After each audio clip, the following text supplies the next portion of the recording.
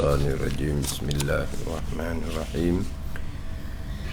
Alhamdulillahi rabbil alamin, wassalatu wassalamu ala sayyidil mursalin wa ala alihi wa sahbihi ajma'in.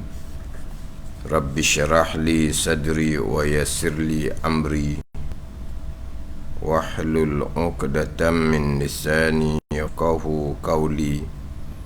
Subhanaka la ilma lana illa ma 'allamtana innaka antal alimul hakim.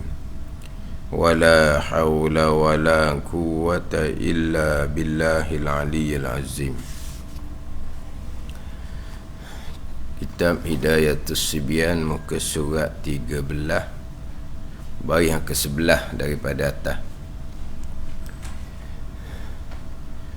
Qala al-muallifu rahimahullahu ta'ala wa nafa'ana bi'ulumihi amin. Faslun, ini suatu ceraian. Bermula menutup aurah, iaitu dengan sesuatu yang suci, yang menegah ia sesuatu yang suci akan kelihatan warna kulit. Ini syarat sah sembahyang yang ketujuh. Syarat sah sembahyang yang keenam terdahulunya menghadap ain qiblah.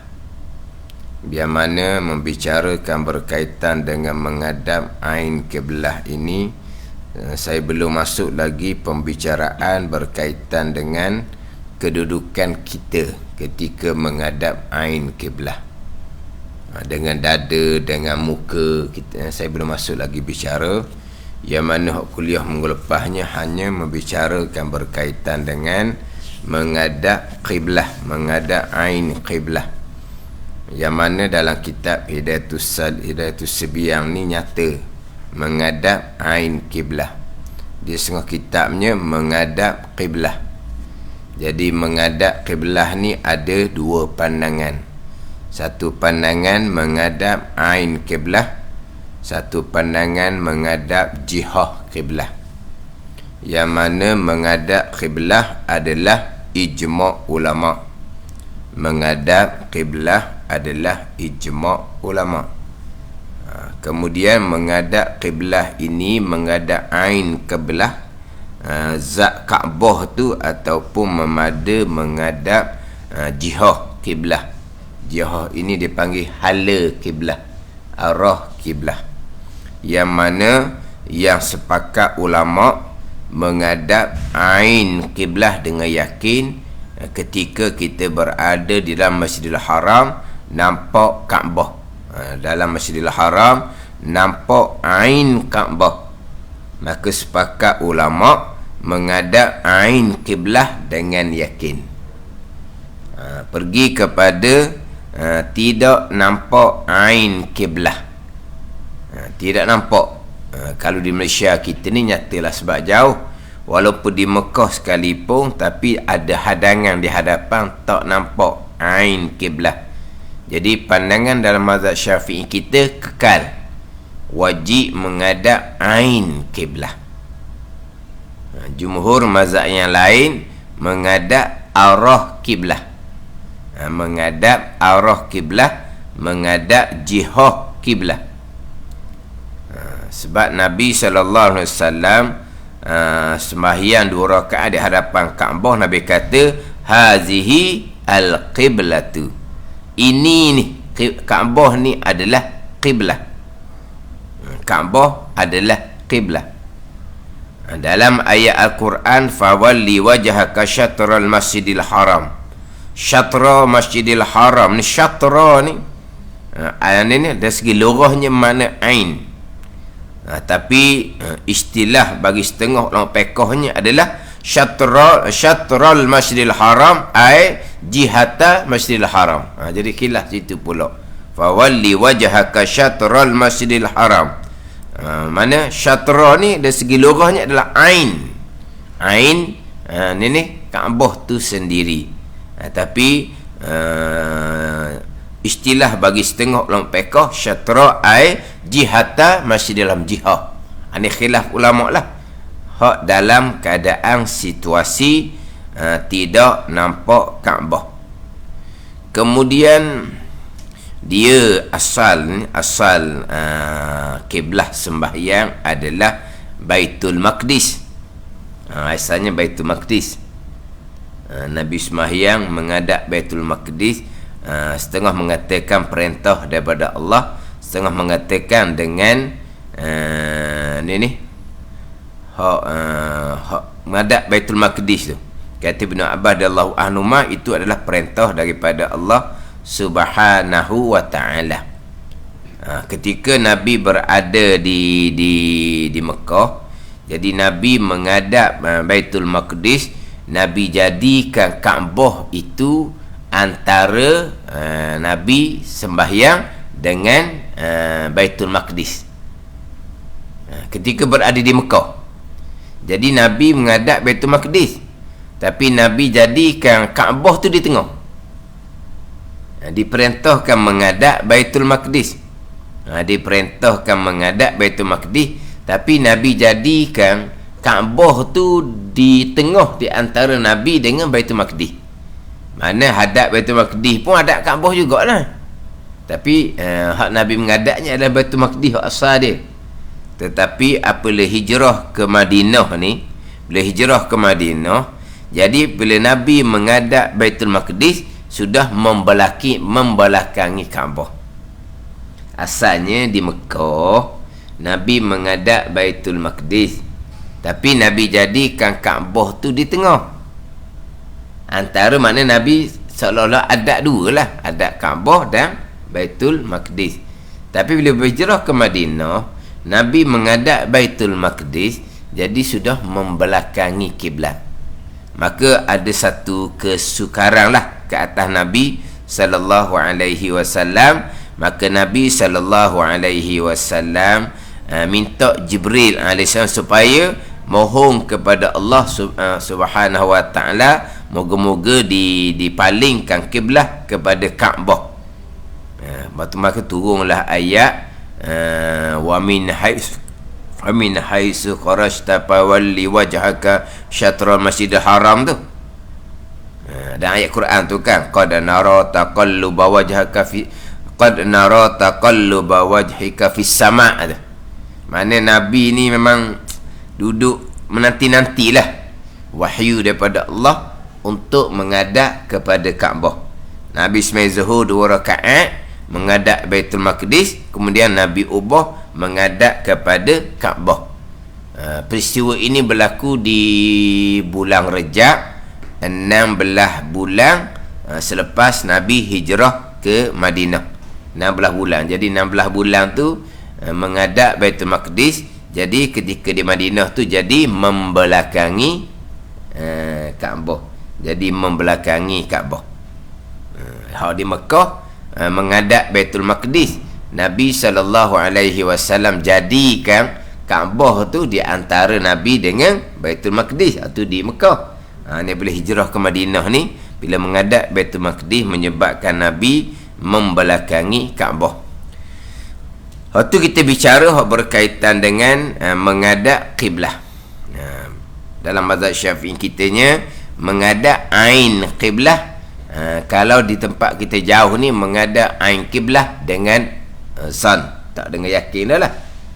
Kalau kata tersalah kiblah, kita tidak menghadap ain kiblah, tapi walaupun masih lagi menghadap jihah kiblah, kita wajib qada kembali sembahyang. Dalam kitab kita ni Hidayatus Sibyan, wajib ia mengulang akan sembahyang dia bila dalam keadaan tersalah kiblat. Mana kalau kita tersalah ni tak tersalah banyak, tapi maknanya kiblah yang sebenar lari ke kanan ataupun ke kiri, maka wajib dia qadakan kembali sembahyang. Tetapi kita pakai pandangan jumhur mazhab, termasuk pandangan Imam Ghazali rahimahullah. Kalau jauh macam di Malaysia ni, memada menghadap jihah kiblah, mana masih lagi hadap tu adalah arah kiblah. Walaupun mungkinlah ke kanan sedikit kiblah yang sebenar, ke kiri sedikit kiblat sebenar, tetapi masih lagi menghadap jihah kiblat, maka tak wajib qada lah, hanya hukumnya sunat saja kita qada. Kemudian dia menghadap kiblat ini ketika sembahyang fardu lah, ketika sembahyang fardu. Adapun ketika sembahyang sunat atas kenderaan contohnya, atau dibicara panjang lah pula di situ. Atas kenderaan, kalau mudah kita hanya wajib menghadap kiblat ketika takbiratul ihram sahaja. Lepas tu kita ikutlah kepada kereta tu nak berjalan ke arah mana.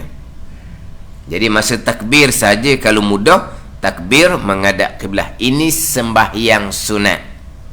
Sembahyang sunat ini ketika musafir. Tapi musafir di sini bukan musafir dua marhalah. Musafir makna kita pergi 2, 3, 4 batu pun dia panggil musafir dah. Keluar kampung tu panggil musafir dah. Dia hak kata musafir yang diharuskan jamak kasar ni, musafir yang panjang, musafir yang jauh. Tu syaratnya 2 marhalah. Ni dak ni. Janji musafir walaupun dekat sekalipun, kita dia ni syarat membenarkan kita sembahyang sunat atas kenderaan tanpa menghadap kiblat. Hanya menghadap kiblat adalah ketika takbiratul ihram. Kalau mudah. Kalau payah ketika takbir pun sudah tidak menghadap kiblat. Hanya sembahyang sunat sahaja. Hanya sembahyang sunat sahaja. Yang mana sembahyang sunat atas kenderaan ini dibenarkan ijma' ulama. Dibenarkan ijma' ulama. Hak atas kenderaan lah. Hak atas kenderaan. Yang timbul khilaf ulama'nya adalah musafir itu berjalan kaki. Musafir berjalan kaki itu khilaf ulama' lah. Sebab yang berlaku pada masa Nabi SAW, Nabi sembahyang atas kenderaan adalah, Nabi sembahyang sunat adalah ketika atas kenderaan. Nabi sembahyang sunat ketika musafir atas kenderaan. Atas kenderaan. Adapun kalau musafir itu berjalan kaki, jadi pandangan yang muktamadnya qiyaslah atas kenderaan. Kalau atas kenderaan itu ijma' ulama' lah. Sebab tu Nabi lakukan. Tapi sekarang ni bukan musafir atas kenderaan, kita musafir jalan kaki je. Musafir jalan kaki ni pandangan muktamad, boleh juga sembahyang sunat ketika berjalan kaki, yang hanya menghadap kiblat ketika takbir, menghadap kiblat ketika rakaat, menghadap kiblat ketika sujud. Kalau sembahyang sunat tadi ni musafir dengan berjalan kaki. Jalan kaki masa mula takbir menghadap kiblat. Lepas tu masa baca Fatihah ni jalan ikut kepada arah pergilah. Siapa masa nak rokok, kena rokok menghadap kiblat semula. Gitu. Lepas tu masa iktidal boleh berjalan. Tapi masa iktidal ni sekejap sangat tak berjalan dah lah. Masa sujud menghadap kiblat. Tu je. Lepas tu benda ni menghadap tempat kita tuju lah. Ni kalau musafir itu berjalan kaki. Tapi hak musafir jalan kaki ni khilaf ulama' dah jadinya. Sebab hak Nabi sembahyang sunat atas sembahyang sunat tanpa menghadap kiblat, Nabi hanya menghadap kiblat ketika takbiratul ihram adalah ketika Nabi sembahyang atas kenderaan, atas unta tunggang. Itu ada pandangan-pandangan ulama' yang membenarkan turun daripada kenderaan berbahaya sebab ada musuh contohnya. Itu adalah pandangan-pandangan ulama' yang membenarkan. Ketika darurah dia panggil, ketika kesempitan, nak turun ke bawah tu ada harimau contohnya, tak boleh turun, tu sembahyang atas kenderaan. Ada ni. Kalau suasana yang biasa tak boleh sembahyang atas kenderaan. Tu masa jam tu berhenti lah sembahyang tepi jalan tu. Itu tak ada keuzuran kau panggil. Itu tak panggil keuzuran. Berhentilah sembahyang tepi jalan lah. Mana ada keuzuran. Di sembahyang atas kenderaan ni hanyalah sembahyang sunat sahaja. Bukan sembahyang fardu. Ada ni. Sebab apa? Sebab kenderaan tu kita boleh berhenti. Kita boleh berhenti sembahyang betul, sembahyang atas tanah menghadap kiblat betul-betul. Sembahyang atas tanah ni faham lah. Sembahyang atas masjid surau tu atas tanah lah dia panggil. Tu kena berhenti lah tu. Ni biasa timbul ni, dia kata dalam keadaan suasana jeng. Kadang-kadang suasana jeng dia kata tak main tak kenderaan tak boleh. Main kenderaan hak Nabi lakukan, hak ijma' ulama dibenarkan adalah sembahyang sunat jua. Sembahyang sunat jua. Mana Nabi rokok sujud tu Nabi isyarat. Nabi rokok sujud Nabi isyarat dengan kepala. Semayang sunat juga, bukan semayang fardu. Cuma orang kita ni jadi pelik lah. Kalau semayang di atas tanah tu orang kita jadi pelik. Mana kalau semayang tepi jalan tu jadi isu pula, ambil gambar pula. Semayang di laluan kecemasan ke apa, merbahaya dia kata. Kalau kena lah, padahal hak berlaku tu hak pernah berlaku masa balik raya tau. Yang berlaku tu jeng dah, tak ada nak bahaya dah, kereta pun tak berjalan mana dah. Jadi dia pun semayang tepi tu, nak bahaya mana lagi. Dia tu tepi jalan, kalau kenderaan laju, kalau laju dia pun boleh laju, dia boleh semayang di RR tu. Kerana sekarang ni jeng dah ni. Kenapa tidak jamak? Tengok kat waktu tu subuh nak jamak ke apa? Subuh nak jamak isyak ke macam mana? Dia kata boleh jamak, dia kata agama ni mudah. Tu subuh nak jamak macam mana? Jadi orang ni apabila tengok orang semua tepi jalan, suasana macam mana, situasi macam mana, apa kerana ada kira orang kira nak balung dia. Ni orang kita. Dia tengok gambar tu dia kira lalu. Jadi makna apa ni? Jari tu laju daripada apa weh? Laju daripada otak ke apa weh? Jari tu laju dak mikir hukum hakam dah. Andai macam manulah agama Islam dak suruh seumpama tu semayang tepi jalan, kenderaan laju, merbahaya keselamatan diri, walhaq keadaannya sudah jam, tak ada laju-laju dahnya. Tu timbul kata kenapa kamu tak jamak? Jamak apa subuh? Kata masalah orang ni, dia tengok orang semayang tu bagi dia kok Allah semayang macam tak ada semayang tepat ni. Semayang tepat lah, main di masjid, di surau. Orang tu akan semayang tepat kalau tidak jam, kalau tak kena jam. Mereka bukan sengaja nak semayang tepi jalan. Kenapa semayang tepi jalan? Kerana nak cerah dah, subuh nak habis dah. Tu mereka semayang tepi jalan. Pada ni bukan sengaja. Macam katalah macam tak ada semayang tepat. Betul lah orang tak semayang di masjid surau. Tak ada orang nak semayang tepi jalan itu tak selesa. Jadi tempat kita satu benda yang pelik kalau semayang tepi jalan. Tapi kalau tu tengok dalam YouTube kan, orang-orang Arab semayang tu macam mana, tepi jalan berjemaah laginya. Tepi jalan berjemaah lagi. Kalau jenis macam kalau kita ke macam highlight tu, dia berhenti tepi jalan, dia semayang menghadap kiblat, semayang di belakang. Dia menghadap kiblat, tapi boleh semayang sebab dia highlight belakang luar. Kalau semayang tepi jalan pula, ada pula orang turut berjemaah di belakang. Negara Arab. Mana? Bab semayang penting. Orang kita kalau semayang jadi isu. Memalukan. Kalau tak semayang, okey, senyum dia.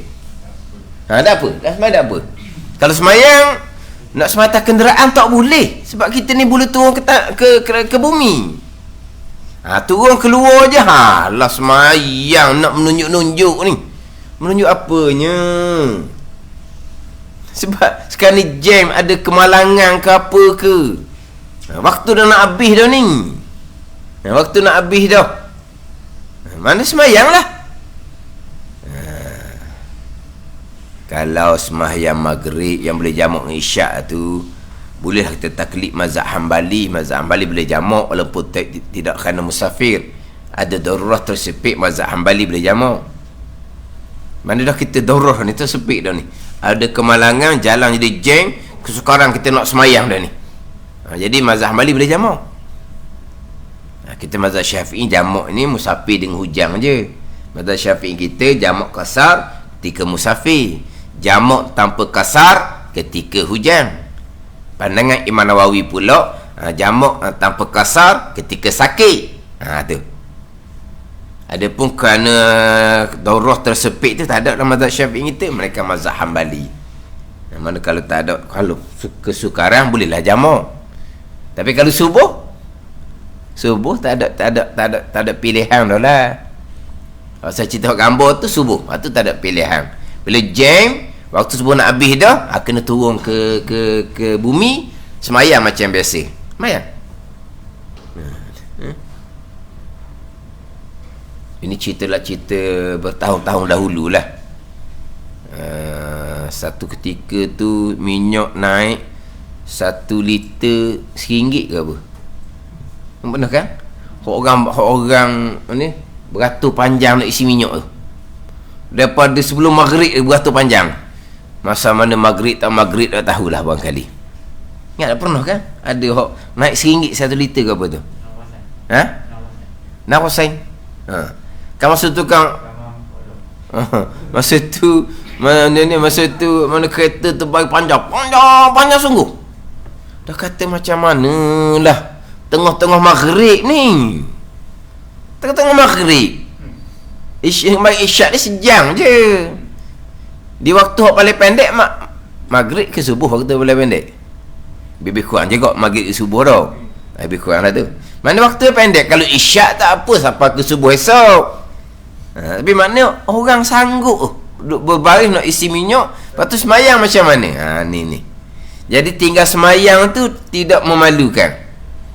Mana kalau kata jam di jalan raya kerana ada kemalangan contohnya, senyap dalam kereta, mana apa tu? Dak semayang, tak apa. Turun tanah semayang di atas bumi, menunjuk-nunjuk. Gitu jadinya. Pelik orang kita ni. Kata-kata tengok dalam YouTube macam mana orang Arab. Dah tu semayang atas bumi, atas tar. Tu apa bukan dia najis pun. Semayang je lah. Viral lah. Kalau pak kita ni viral. Hak viral tu semayang tengah jalan. Hak tu ada masalah tu. Oh ni ada viral semayang tengah jalan tu kan. Tu bukan tu. Tu dia ada masalah.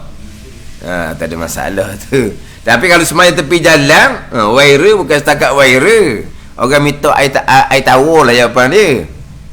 Ni wali mana ni semayang tepi jalan Orang lain jam, kereta tak boleh bergerak, tunggu je waktu maghrib nak habis pun. Ni wali dia kali ni minta air tawar dia jawapan dia. Jadi begitu kita dengan sembahyang. Mana kalau dah keadaan kata sepik gitu, tak sembahyang. Jadi kalau duduk tunjuk itu macam orang Arab sembahyang tu macam mana tu? Mana mereka penting ke semayang tepi jalan, siap berjamaah lagi. Berjamaah lagi, bukan semayang seorang. Kalau semayang tak kenderaan tu biasa tu, macam highlight di semayang di belakang tu. Tu biasa tu tengok. Sekali tu semayang atas orang berbunah saya tengok YouTube. Tapi biasanya atas bumi lah biasanya di semayang. Begitulah. Tu ada orang nak tunjuk kempen semayang ni bukan semesti di masjid, bukan semesti di surau. Dia kempen semayang di hadapan mall, di hadapan supermarket. Dia kempen tu lah mall, supermarket. Walhal tempat yang lebih sesuatu ada. Kenapa nak semayang depan mall gitu? Nak tunjuk pada orang ramah semayang ni bukan kepada tempat. Sebab apa? Sebab Nabi bersabda, ju'inat lanal ardu kulluha masjidah. Dijadikan bagi kami umat Nabi SAW bumi sekarang tempat untuk sujud. Dia bukan macam syariat Nabi-Nabi terdahulu. Di semayang ada tempat khas.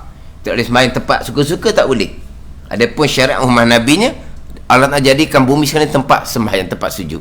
Jadi pun semayang tepi mall, nak tunjuk orang ramai, maknanya semayang tidak ke tempat. Tapi malangnya di semayang tu sekali dengan orang perempuan. Boleh sekali orang perempuan ni rokok sujud, orang lelaki lalu kat belakang. Sesuai tak seumpama tu? Dia ada satu tujuan yang baik, nak menunjukkan bahawa sembahyang ni tak kira tempat. Sembahyang je, jangan kira tempat. Tapi kalau orang lelaki saja sembahyang tak apa. Ni bersekali dengan orang perempuan. Jadi orang lalu lalang, orang perempuan tu sembahyang dah kadang sujud apa semua. Sesuai kita seumpama tu. Walau orang perempuan tempat yang sebelum sembahyang dah di rumah. Ni sembahyang di tepi mall, sujud tu orang lalu kat belakang. Macam mana tu? Ada tak kesopanan di situ? Walaupun tujuan dia sembahyang ramai-ramai tepi mall ni untuk ni menyedarkan orang ramai bahawa sembahyang bukan ke tempat. Di mana-mana pun sembahyang, jangan tinggal sembahyang. Tujuan dia boleh. Tapi kalau lelaki saja sembahyang, okey. Tapi dicampur dengan orang perempuan, tu tak sesuai. Dan perempuan tu tak sesuai. Jadi atas kenderaan tidak ada sembahyang fardu.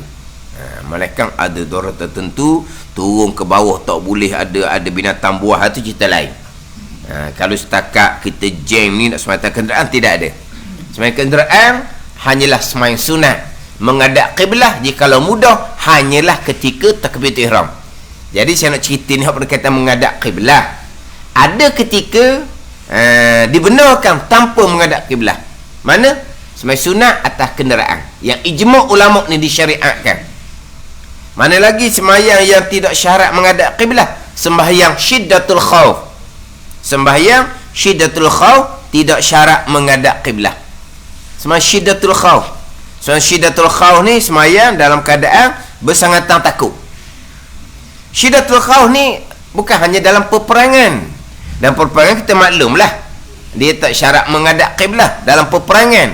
Syiddatul khauf ni termasuk kita kata tengah-tengah kita sembahyang, berlaku gempa contohnya.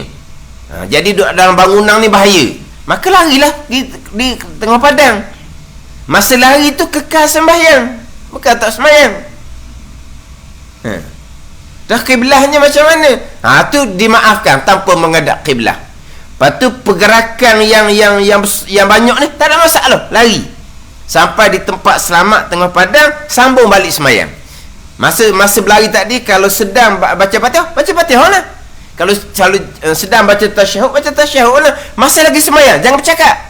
Buat sembahyang ni dipanggil sembahyang ketika syiddatul khauf, bukan berhenti sembahyang. Ada ni ada dalam viral tu kan, CCTV masjid, gempa bumi bergegar masjid tu kan, orang lari keluar tu kan, sambung sembahyang di tempat yang selamat, bukan berhenti. Ada pula seorang tu tak lari. Dia kata tak lari tu kuat iman, hak tak lari tu jahil orang panggil. Dan sebaik orang tarik dia lari. Lepas tu lepas dia tu dalam CCTV tu dinding terbalik di tempat orang hak lari lambat. Dia kata hak lari tu lemah iman, hak tak lari tu kuat iman. Bukan begitu. Kita wajib menyelamatkan diri. Ada ni, kita wajib menyelamatkan diri. Jadi hak lari lemah iman, hak tak lari kuat iman. Hak tak lari tu bukan kerana dia jahil apa. Hak tak lari tu dia jadi apa? Panik. Lepas tu dia jadi kepopongan ni. Dia jadi tak tahu nak buat apa ni. Macam mana nak, saya tengah semayang ni, mana boleh berhenti semayang ni. Tapi macam mana ni dinding ni atas tu bergerak ni, macam mana dia jadi tak tahu nak buat sebenarnya. Wajib kena selamatkan dia, wajib lari. Batik berhenti semayang tak, sambung di tempat yang selamat. Lepas tu macam mana ketika lari tu? Kiblat dah dimaafkan, tak apa dah situ, tak syarat menghadap kiblat dah masa lari. Satu lagi pula, pergerakan yang banyak. Kan tak boleh pergerakan banyak dalam semayang kan? Apa dimaafkan ketika tu? Dimaafkan tanpa menghadap kiblah, dan dimaafkan pergerakan yang banyak. Semayang kebun, Semayang kebun, Allah molek main kebun, tengok belakang ada harimau. Lepas tu lari lah. Lari nak masuk dalam bangsa, kalau ada bangsa, masuk bangsa lah. Kalau tak ada, naik pokok kau lari. Lepas tu sambung semayang. Masa lari tu tidak menghadap kiblah. Masa lari tu pergerakan yang banyak lah. Kena lari macam mana? 2 langkah berhenti, 2 langkah berhenti. Harimau tengok, apa ni? Tengok, lari lah, lari. Berarti masa tu dipanggil semua syiddatul khauf, tanpa menghadap kiblah, dan pergerakan yang banyak pun tak apa, tapi jangan bercakap. Mana kalau tepat selamat dah, sambung balik sembahyang, tak berhenti sembahyang. Kalau katalah dia sembahyang atas bangsa dia, kebun dia, tiba-tiba tengah sembahyang, tak tahulah macam mana jadi nak utuh bangsa tu. Lagi terjun tanah, lagi terjun tanah, sama sembahyang di tanah. Dan ni cerita ni mungkin pelik sikit lah. Sambung menghadap kiblat macam biasa, wajib lah menghadap kiblat. Sebab apa? Sudah tidak ada syiddatul khauf, bersangatan takut sudah tidak ada. Masa bersangatan takut saja, tanpa menghadap kiblat. Bila selamat dah, tak ada syiddatul khauf, balik sembahyang biasa lah. Jadi dia tengah-tengah sembahyang, bunyilah orang beri salam. Orang beri salam, dengar suara tu, orang tu nak kutip hutang. Orang tu nak kutip hutang. Makna kalau lah sempat ke dia, jadi masalah lah kitanya. Sebab lama dia cari kita, sebab kita hutang tak bayar. Tapi kita bukan pidah, kita bukan sengaja melengahkan bayar hutang. Kalau pidah, kita sengaja melengahkan bayar hutang, kita salah. Ni memang kita dalam keadaan tak mampu nak bayar. Memanglah masa janji tu sampai, tapi kita tak mampu. Kita orang susah, tapi tuan hutang masih lagi menekan kita. Tuan hutang masih lagi menekan. Jadi mari rumah kita tu, nak takat kita tu, hutang tak bayar ke apa semua. Kita boleh lari tengah semayang tanpa menghadap kiblat. Dia panggil syiddatul khauf. Boleh tau. Sebab apa? Sebab dia takat kita ni, mudarat kita, aib kita, malu kita. Boleh lari, masa boleh lari lah. Tapi kita tengah semayang ni, main fardu tengah semayang, lari lah. Tapi masa lari tu tak apa, tak menghadap kiblat. Selamat dah kita je, kita sambung balik semayang. Dan tengah lari tu pun kita semayang. Bukan kata masa lari tu kita tengah semayang. Kalau kata sampai masa rokok, kita rokok. Tapi bukan rokok betul, nak lari macam mana? Rokok isyarat sahaja. Masa sampai masa tertik iktidal, lepas tu sujud lah. Tapi bukan sujud atas bumi, isyarat sahaja. Sebab kita kadang-kadang syiddatul khauf. So kita kata pelik tau.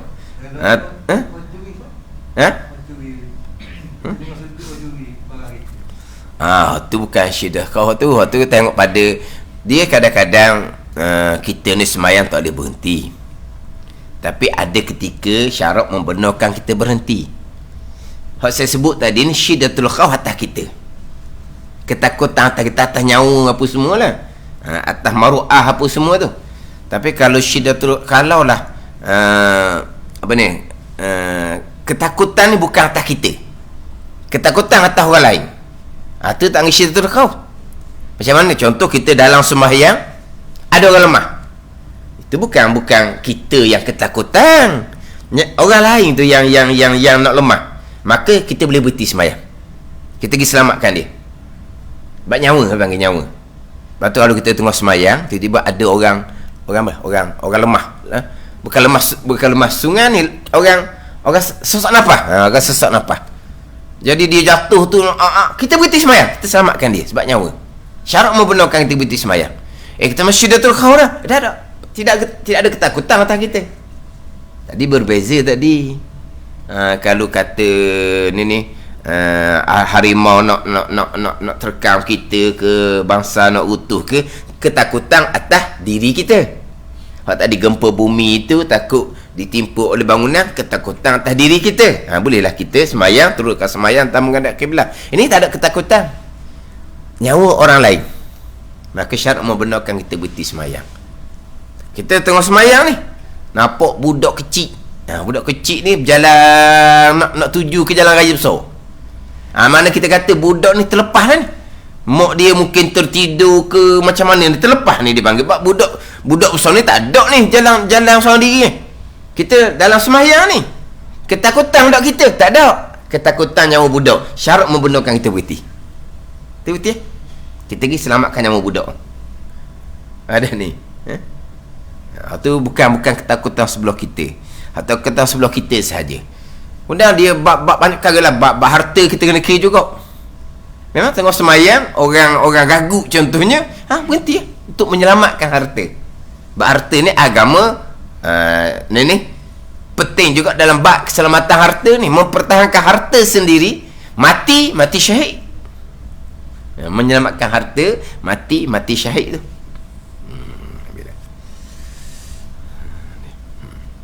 Jadi cerita keadaan yang mana syarak membenarkan tanpa menghadap kiblat.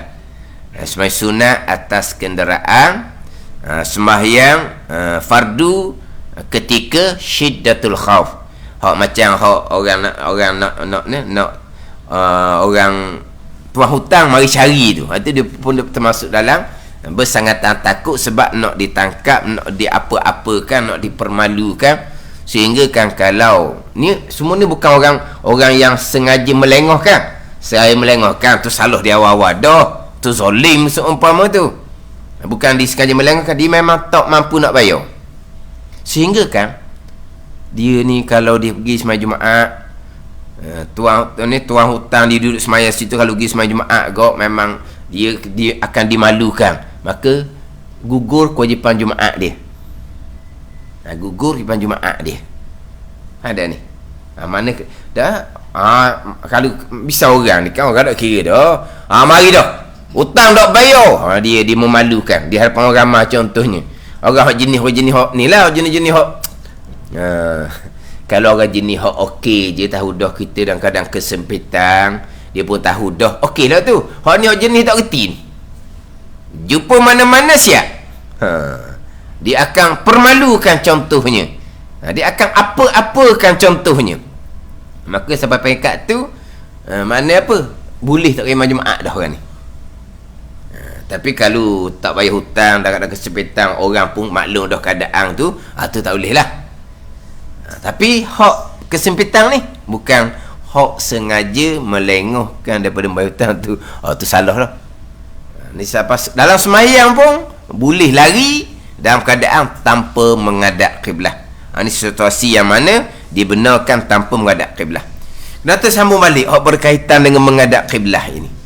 Menghadap kiblat adalah dengan dada. Menghadap kiblat adalah dengan dada. Adapun muka menghadap kiblat, hukumnya adalah sunat. Kalau dia berpaling ke kanan, berpaling ke kiri, berpaling ke kanan kiri tanpa ada sebarang kerana, hukumnya makruh juga. Jangan berpaling dada je. Jangan berpaling dada. Ada ni. Jangan berpaling dada. Daripada buka ke kanan, boleh buka ke kiri tanpa ada hajat, hukumnya makruh. Walaupun ada pandangan mengatakan hukumnya haram, tapi pandangan muktamad hukumnya makruh. Adapun kalau berpaling muka ke kanan ke kiri ada hajat, tengok takut budak ni ke mana contohnya, ada hajat, tidak makruh. Bukan semana kerah kita kata dah, ada kerana berpalinglah. Kita semayang bunyi apa-apa di sebelah belakang kita, berpaling tengok, kucing contohnya lah. Berpaling ada kerana itu tidak makruh. Berpaling tanpa ada hajah barulah hukumnya makruh, walaupun ada pandangan menghukumkan haram. Ada pun semata-mata panggil apa? Ni apa dah? Dipanggil lamhul ain, kerling mengerling gitu. Kerling apa tak kerling? Kita panggil apa? Hok mat jeling. Kerling lah, jeling. Jeling tu orang marah dok, dia jeling nak marah. Cerelong. Atau cerelong. Hok jeling tu. Kerling ujung mata tu. Jeling tu orang nak marah tu dia jeling lah tu. Ataupun tu bukan jeling dak, tu juling tau. Lain ni apa? Bukan kerling. Kerling maknanya muka tak berpaling tapi ekor mata. Tu tak makruh. Tu tak makruh sebab apa? Sebab tidak dinamakan berpaling muka. Tidak dinamakan berpaling muka.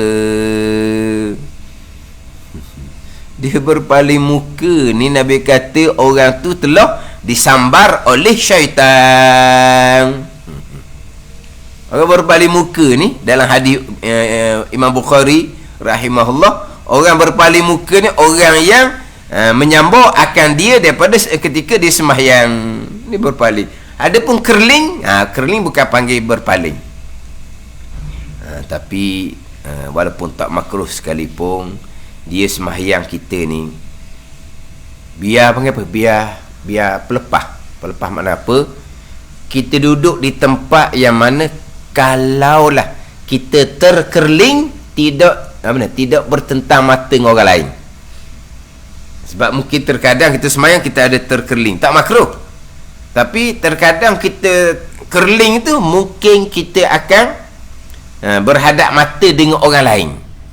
Faham tak ni? Apa? Jerembung mata panggil tau. Jadi kita sembahyang biar lepas. Kalau kita terkerling pun tak ada kita berhadap mata dengan siapa-siapa. Ada ni.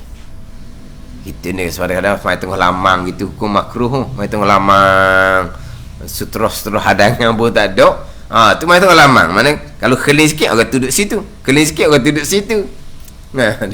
Mai tengah lamang tu makruh. Kita nak sembahyang biar panggil apa ni? Biar kalau kita mata kita kerling ke kanan kiri, bukan kita nak kerling ke kanan kiri ni. Tapi terkadang kita terkerling kanan kiri biar tidak jerembung dengan mata orang. Dia gitu. Ni kadang-kadang kita tengah sembahyang kan, kita duduk sana tu tengok. Dia tengah sembahyang, dia pun kerling mata nampak kita. Kita tengok, dia pun tengok kita. Kata nak berlawan pula dia ni.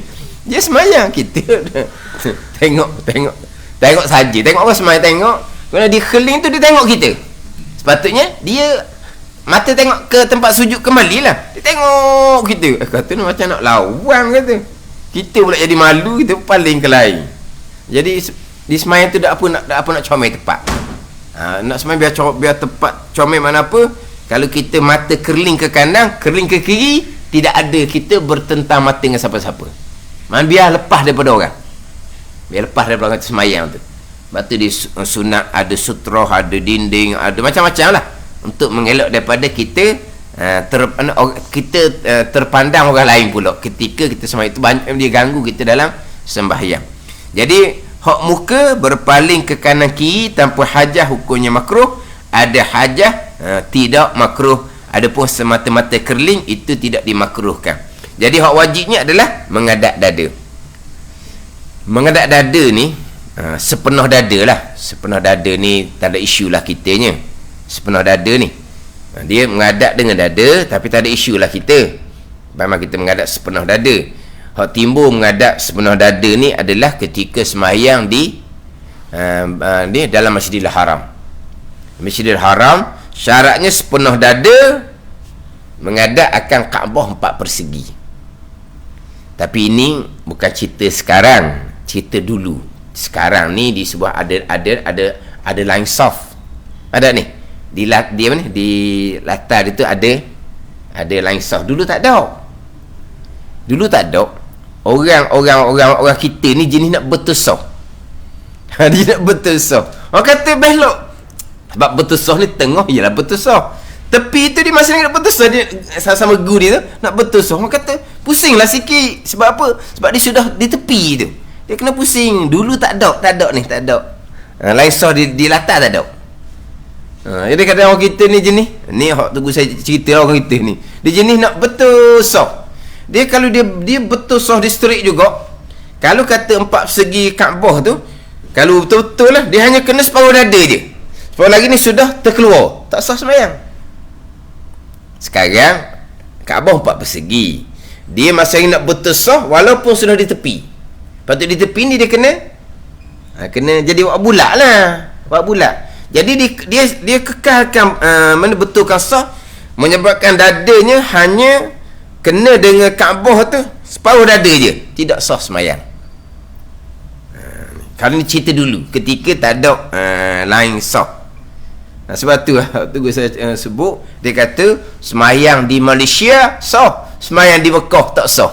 Gitu lah. Ni cerita je lah. Maknanya sembahyang di rumah kita di Malaysia ni jauh daripada Kaabah ni sah. Boleh semayang di Masjidil Haram, betul-betul menghadap Kaabah, tiba-tiba tidak sah. Sebab apa? Sebab dia nak benda ni, dia sampai tepi Kaabah tu dia masih nak betulkan sah, menyebabkan hanya separuh dada saja kena Kaabah, separuh lagi ni sudah terkeluar daripada Kaabah, maka tidak sah. Ni cerita dululah. Sebab apa? Sebab maklumlah orang nak pergi ke Mekah tu nak tengok Baitillah apa semua.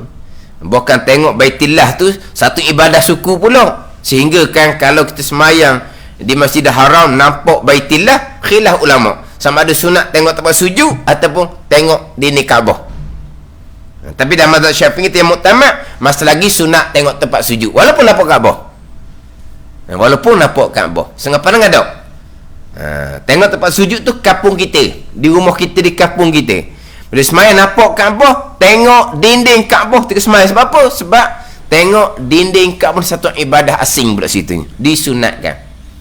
Jadi sekarang ni boleh semayang di Baitillah tu kok, menghadap Kaabah betul-betul, tiba-tiba dada tidak sepenuhnya menghadap akan Kaabah tu, tak sah semayang. Ada tempat kita menghadap sepenuh dada, tak ada isu lah. Hak timbulnya hak ketika dalam Masjidil Haram. Jadi menghadap sepenuh dada akan Kaabah. Tu hak permulaan je, menghadap dada. Tapi menghadap dada ni ketika berdiri menghadap dada, ketika duduk menghadap dada, ketika rokok, ketika sujud, dada kita sudah tidak menghadap Kaabah. Dada kita sudah menghadap ke bawah. Maka berpindah kepada menghadap ni tubuh kita tu. Tubuh kita menghadap kepada kiblat. Dia panggil menghadap kiblat, dia panggil. Mana jangan kita rokok, kita patut straight gini. Kita rokok set lari. Sujud patut sujud straight gini. Kita sujud, kita elok sikit sebab di depan tu ada barang contohnya. Maka dia panggil sudah tidak menghadap kiblat. Jadi menghadap kiblat dengan dada ketika berdiri, menghadap kiblat dengan dada ketika duduk.